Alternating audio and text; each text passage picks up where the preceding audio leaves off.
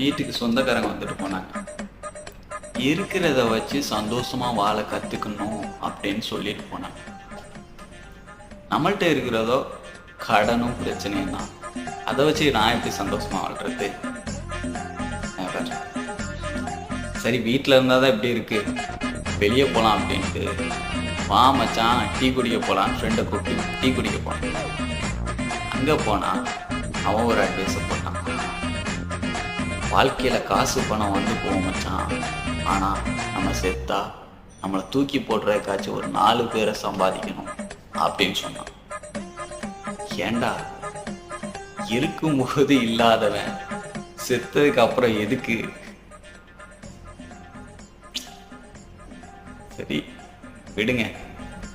ஆக மொத்தத்தில் காசோட அருமை தெரியாதோன்னா காசு வேணான்னு சொல்லி நம்மளை இன்னும்